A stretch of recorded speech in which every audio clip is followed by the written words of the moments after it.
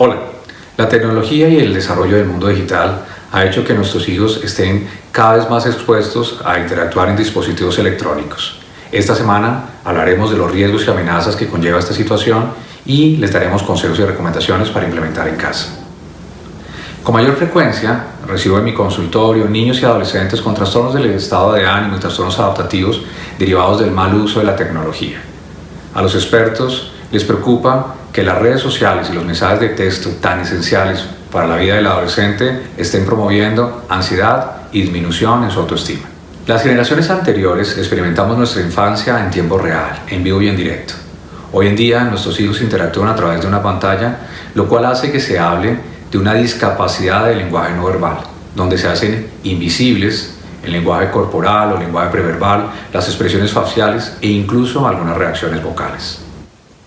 Sustituir las experiencias por la interacción virtual reduce la capacidad de hablar y confrontar las situaciones.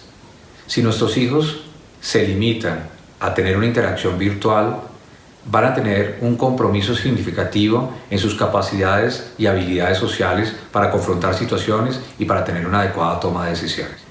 Esta comunicación indirecta permite a los niños ser más crueles hoy en día. Como no tienen las agallas para enfrentar a los otros niños, utilizan las redes sociales para decir todo lo que están sintiendo y a veces convertirse en personas más agresivas.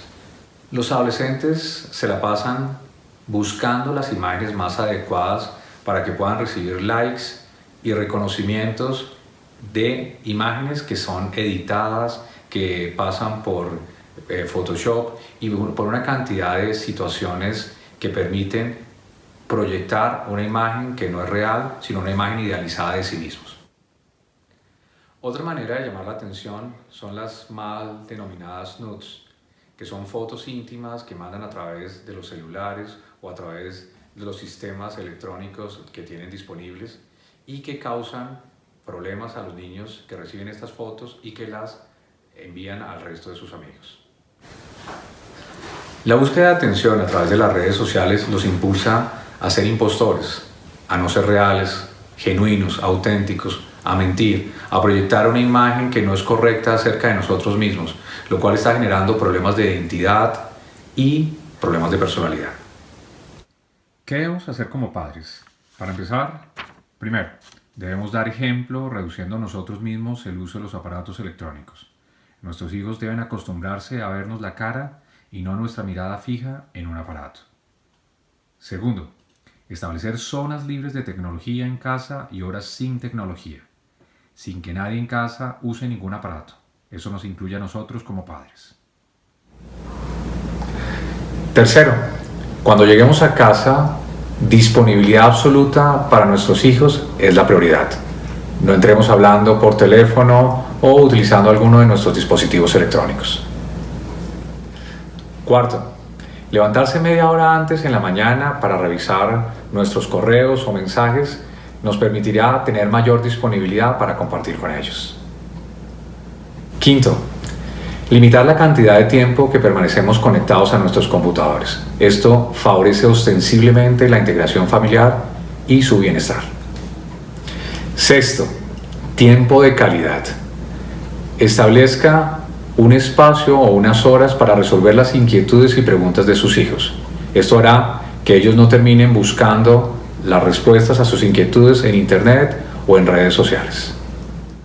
Séptimo, retardar la edad de uso de dispositivos electrónicos tanto como sea posible.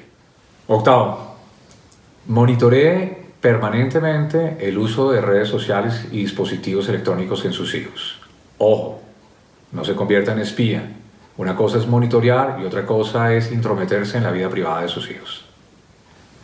Noveno, fomente actividades fuera de casa. Deporte, cultura, arte, música, actividades vocacionales hacen que sus hijos permanezcan menos tiempo conectados a sus dispositivos electrónicos y por ende genere y aumente su creatividad. Y por último, décimo, haga seguimiento del estado de ánimo de sus hijos. Sentimientos de tristeza, desesperanza, soledad y una conexión prolongada son señales de que sus hijos están buscando ser protagonistas en las redes sociales. Les deseo una feliz semana de receso, pero sobre todo que puedan compartir en familia. Un abrazo y hasta pronto.